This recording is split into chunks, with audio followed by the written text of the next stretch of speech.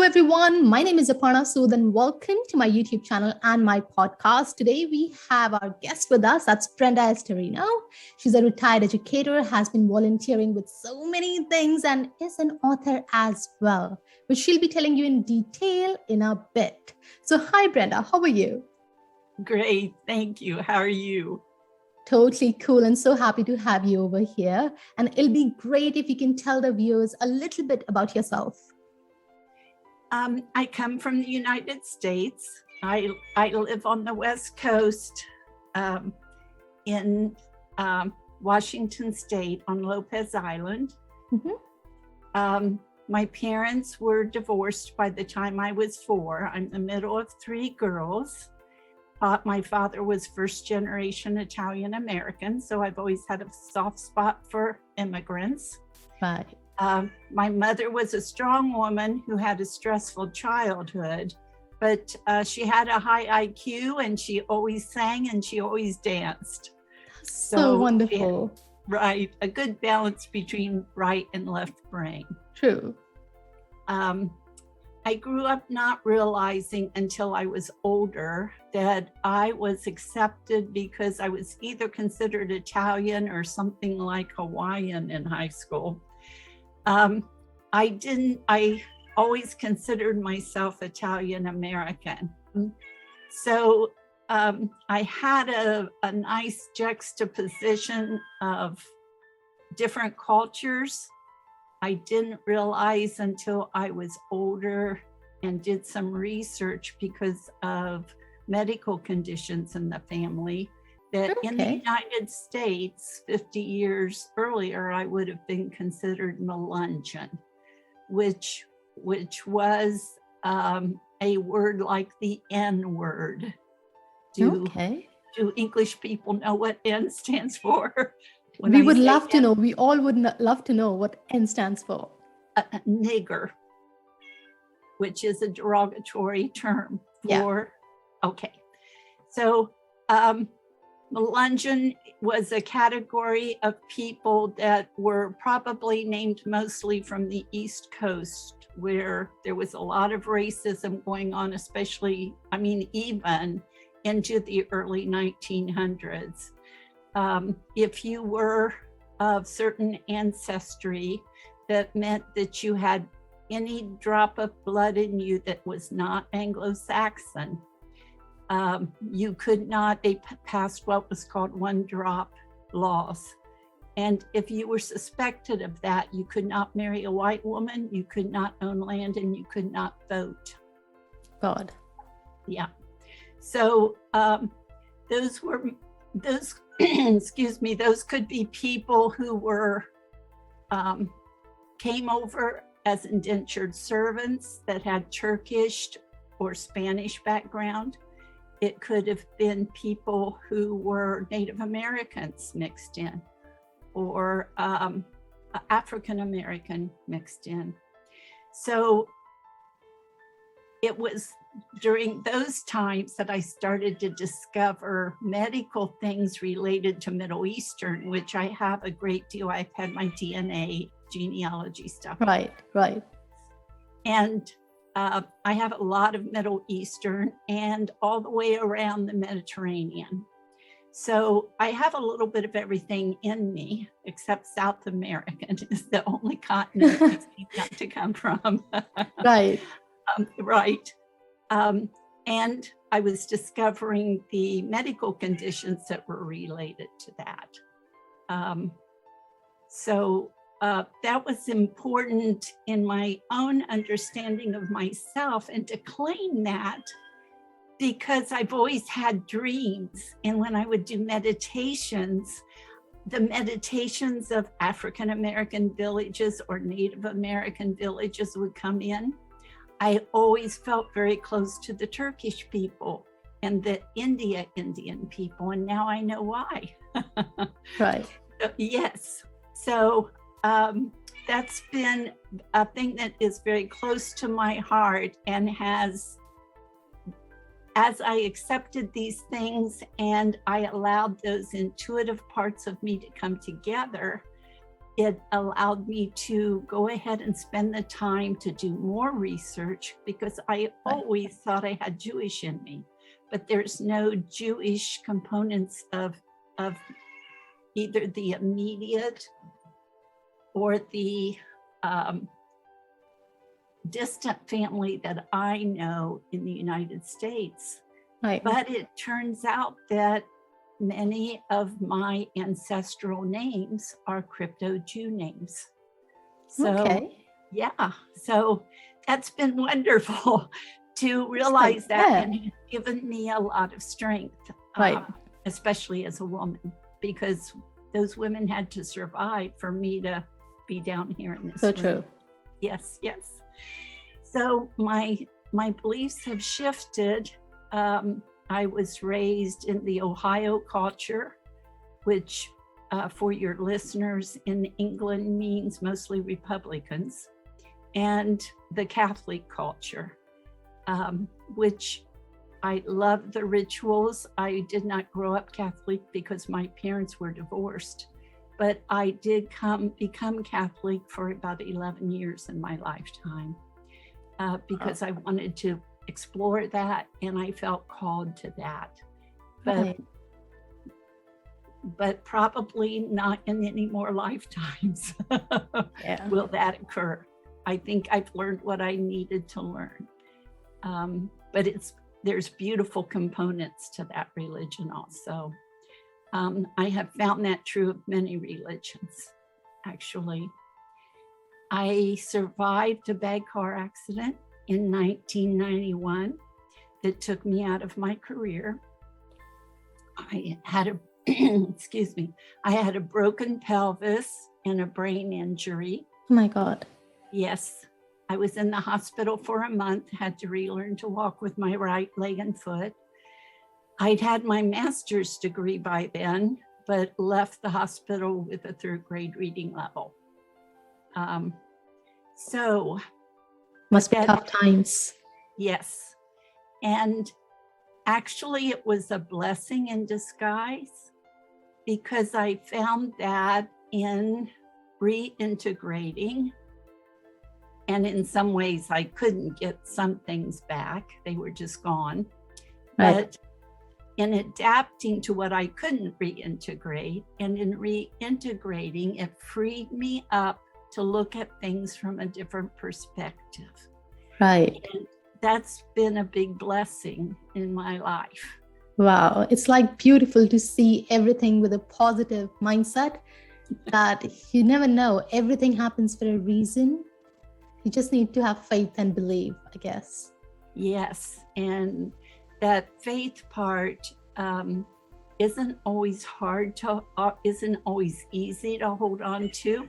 Yeah. But one of the good things about my brain injury was that I could not stay in anxiety or panic or any of the feelings that you might have if you dwell too long on the situation, because all I had to do was change my focus and everything else went away.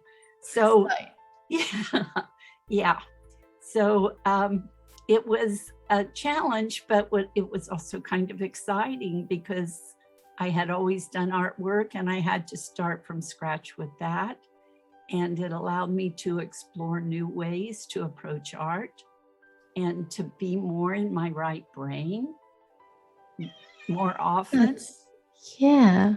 And I also got to reparent myself. So I was very good to myself. I gave myself a much lower stress environment than what I grew up in. Right. That's so yeah, I guess everyone can learn a lot from your journey as well. Like, how you can be patient and develop things in yourself and do things for yourself. As you just said, you created a stress-free environment for yourself instead of looking out to somebody else to do that for you. It's brilliant. It's really nice.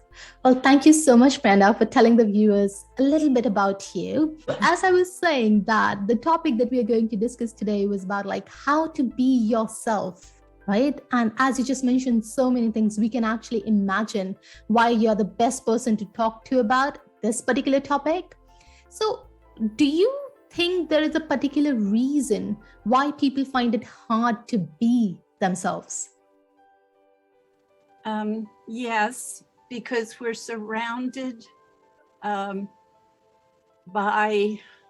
a sort of an environmental propaganda. Mm-hmm. The culture that surrounds us, the way our parents were reared. And so that's passed on to us. We get the all kinds of things passed on to us environmentally, that if you grow up around something or within something, how do you know there's anything else out there? True.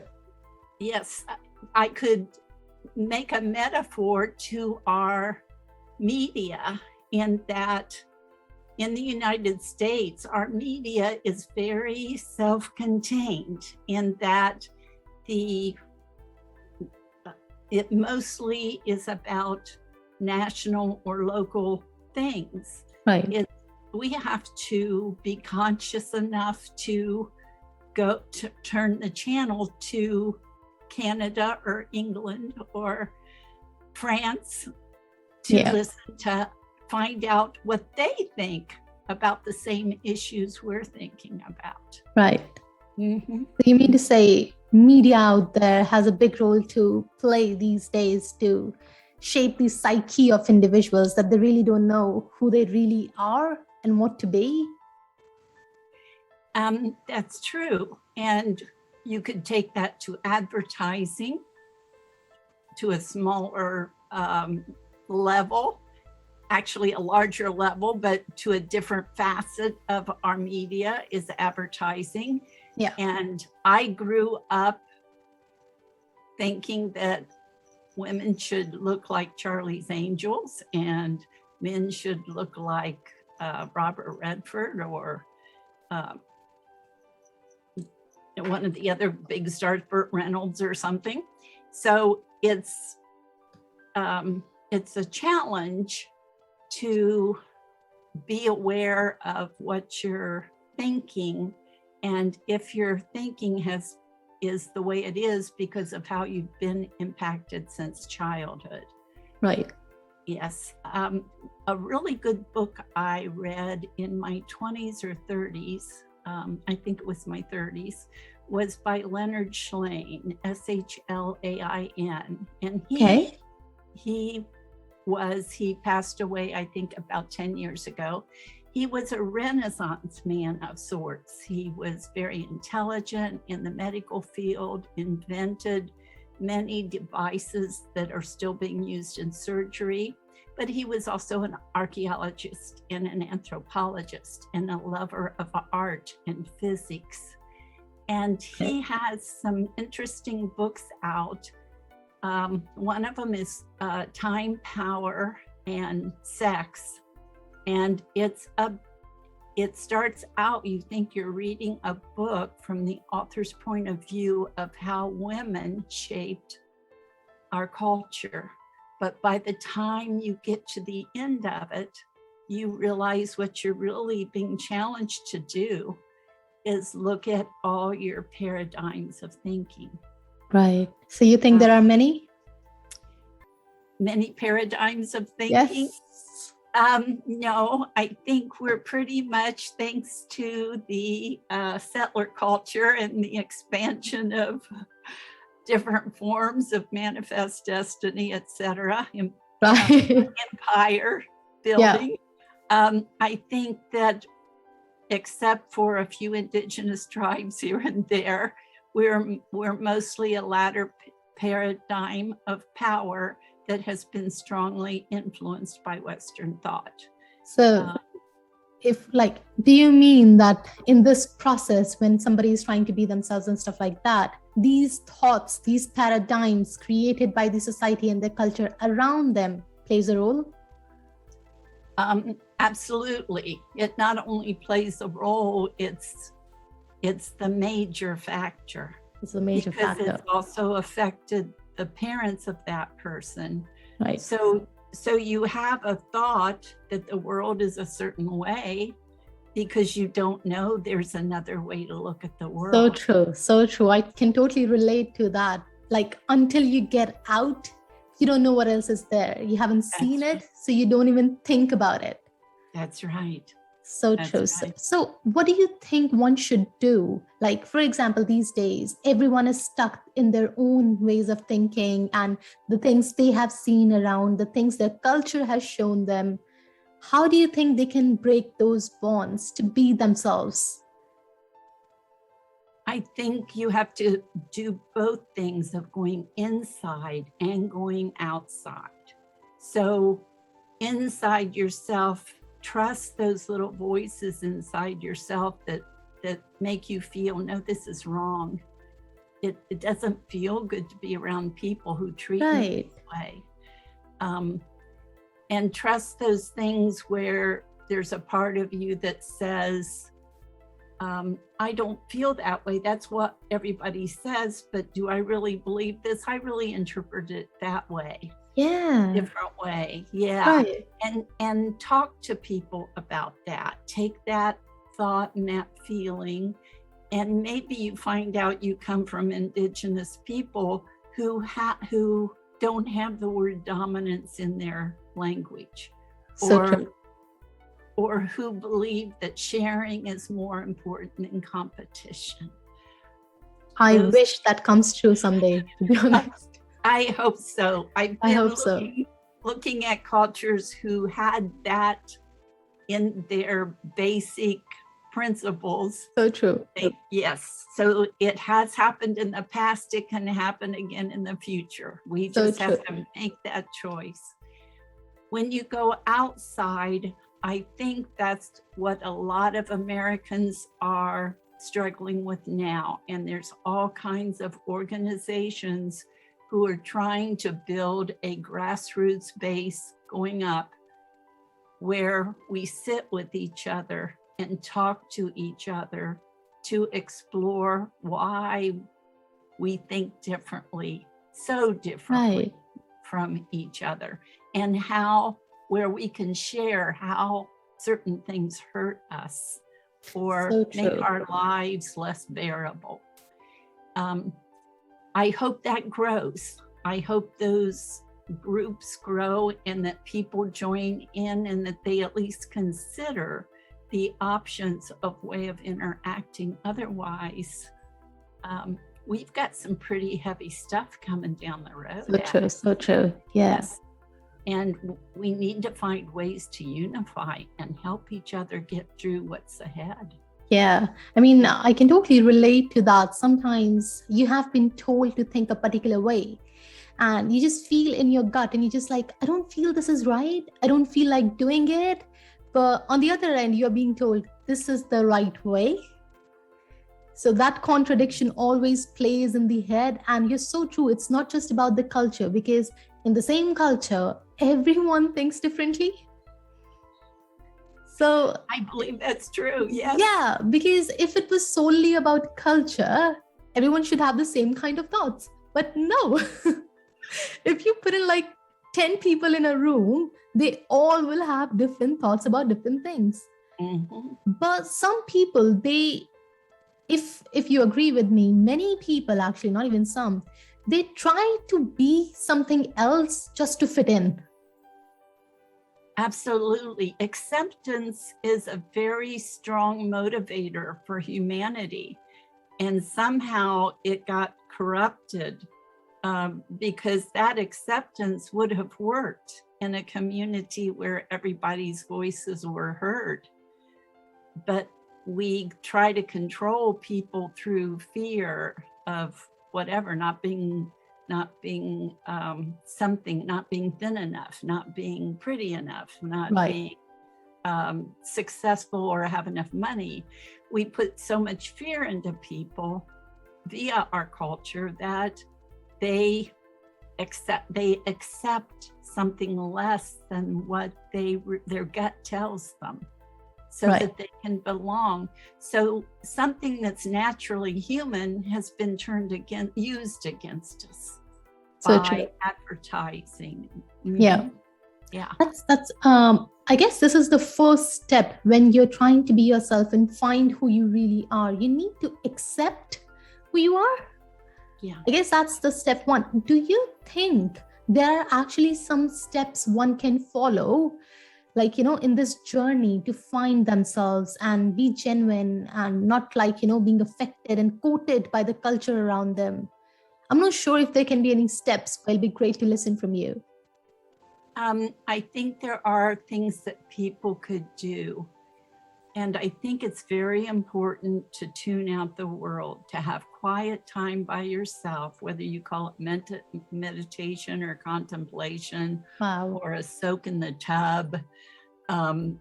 Something where you're quiet, you can have your own thoughts and let your own thoughts process Right. without the favor or disfavor of someone else's input.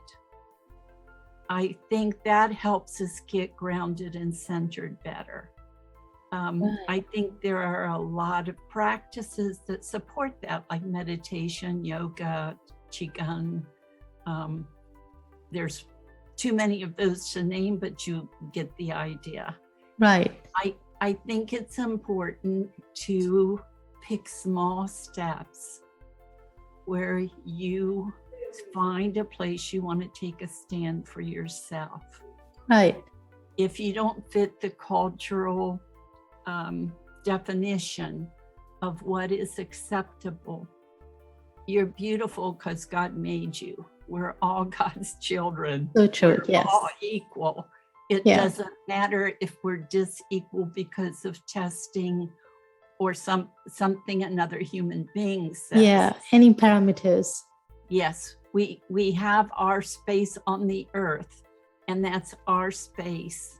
And you're an earthling, and you're a spirit, and all of that. So you're beautiful. So true. I agree. Be here. Yes. Yeah. I mean, believe in it that you are here for a reason. You don't need to prove anything to anybody else, and you're beautiful. Right. And it is so hard for people to believe this these days. There are so many factors that are just like trying to fit in, trying to be good in others' eyes, and trying to fit into that criteria that you're worth it. Mm-hmm. Nobody can actually be themselves because there is a lot of judgment in the society these days as well. Judgment's the right word. Yes. Yeah. And to have some time by yourself or whatever feeds you, if it's nature, Mm-hmm. if it's dancing, drumming, some activity that feeds you and you, where you can feel what your core is like so that you can know yourself better.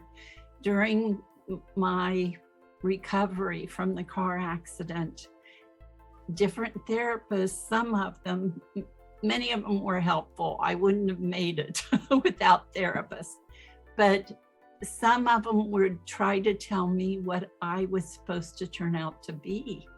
Okay. And I couldn't, that didn't help me. I needed to back away from that person and say, okay, if they want me to do this so my legs get stronger, I'll do that. But I have to not listen to their words because that's not the person I want to end up being. Right. They define success differently than I did. They define joy differently than I did. Right. So it was important for me to detach at times, to find ways to vent my frustration that helped me to grow as a person and not freeze me up. I'm not. Yeah, go ahead. Mm-hmm. It's just like I feel, as you just mentioned, don't let the world define you. Right. People will always try to put labels on you and restrict you and your abilities and potential in some way because they can't do it, so you can't do it. That's right. And everybody's got their human flaws or they wouldn't be human. Of And course. yeah, we all have our lessons to learn here. Yeah. And maybe that person who's helping you is really learning more from you than Probably, you are yes. I from guess that's a more positive way of looking at it.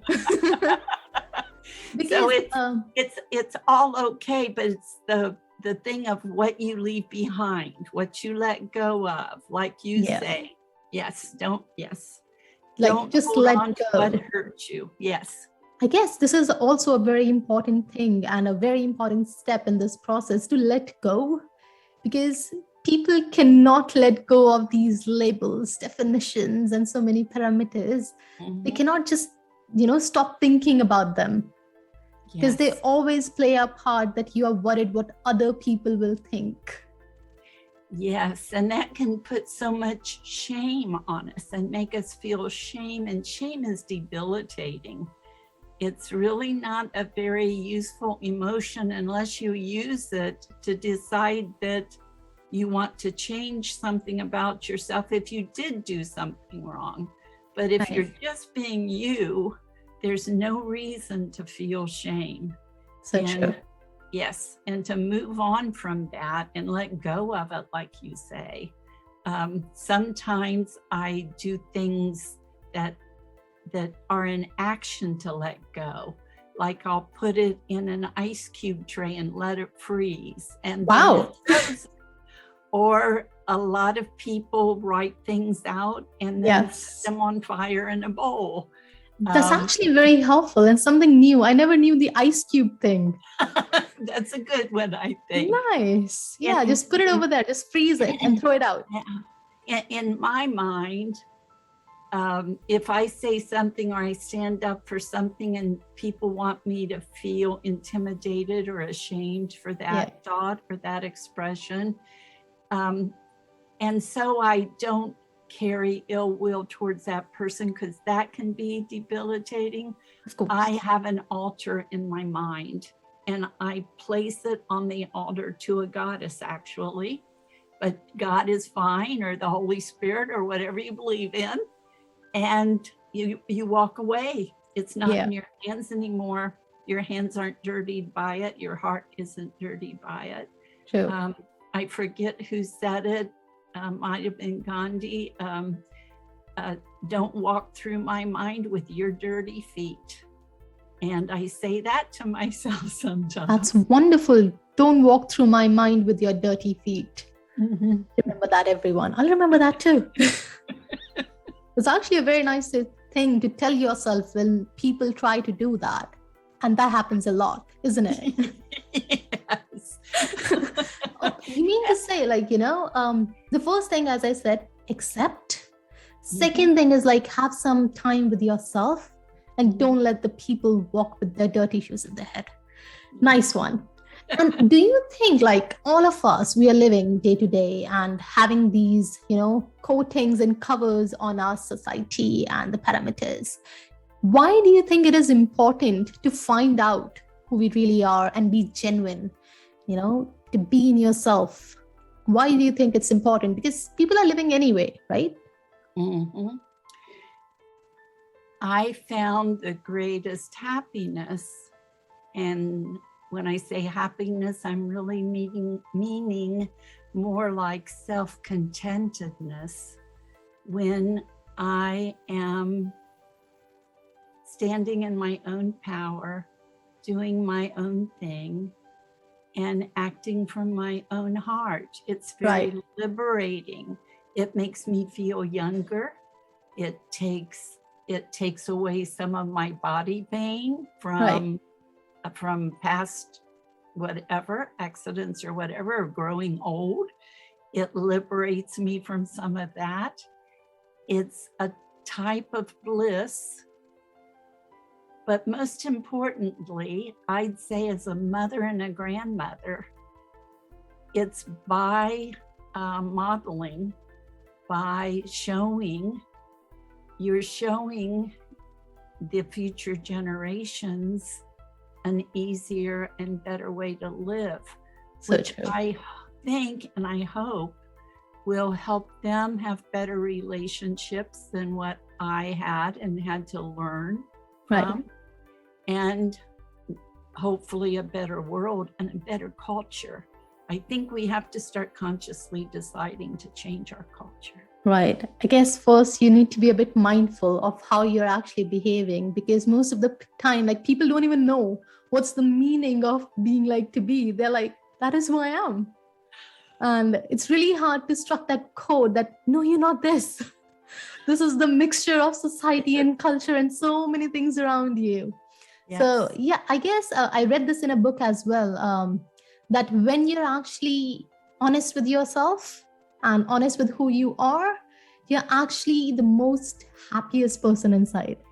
Yes. The sense of liberation Yeah. is so complete. It quiets an upset stomach. I don't know how to explain it. The world seems to have more light in it. The Right. room you're in feels bigger. The universe and all the potential of the universe makes Yes. everything seem more possible. Right. That's so true. Well, why don't you tell us about your book, Brenda? That's a wonderful book. I just saw it before the interview. That's Pathways Walking Through Creation. And also, it'll be lovely if you can read something from that to us. Okay. Well, Pathways was conceived a few years ago. I had a collection of lots of poetry.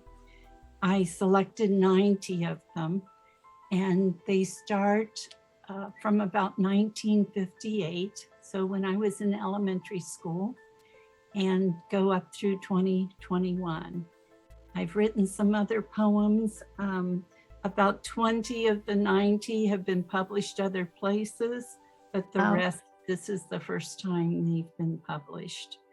So it involves lots of different topics that all have impacted my life and have made me search for more answers. Wow. I think our bodies are very important. And so there's a group called From a Body of Nature, and it's about nature and life and our bodies. And one is about how I started walking again because I had a dream about what it felt like to walk. Because in the hospital, one leg stopped working. Yeah. And I didn't know, they couldn't get Right. anything to work for me again. I guess, in such situations, you actually realize how grateful you can be for little things like legs. Yes, absolutely. Otherwise, you don't really care. You don't even pay attention to them. Yes. Yeah. Yes. Then For Consciousness' Sake is another arena, and that kind of explores things of my awareness of the world, and a little bit about the divine feminine, because I think what's happened in the culture we're presently in, I think we're still coming out of the dark ages. And I think that the present culture has so shamed and made women so submissive and even less than human in a lot of periods of history. Right. That it's kind of women's time to come forward again, not to take the place of men, but to create a balance in our world for what men and women, each of the groups of people, can contribute. And that's a beautiful thing to say. Mm-hmm. We need each other. Yeah, because everyone talks about taking the place. That's equality. That's not equality. No. Yeah. No. We each need to stand side by side in equality. Yeah. With different perspectives that help provide more possibilities for the human race. There's only one race, that's the human race. True. Yes.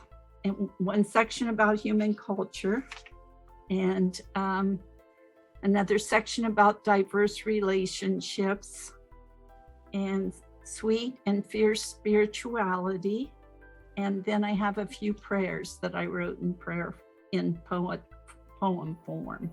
So, and the Sweet and Fierce Spirituality is about some of the activism that I've been involved in, or some things about the activism that I've observed that give me hope. Wow. And kind of show a possible pathway out of the situation that we're in now. Right. Yes. That's really nice. Thank you. It was a joy to write it, and I found it's a hybrid publication. I found a good person that did that helped me with editing and did a good job. Since we've been talking about shame, Yeah. yes, I think I'll read one called Connections. That'll be amazing. Yes. Okay. I will not die.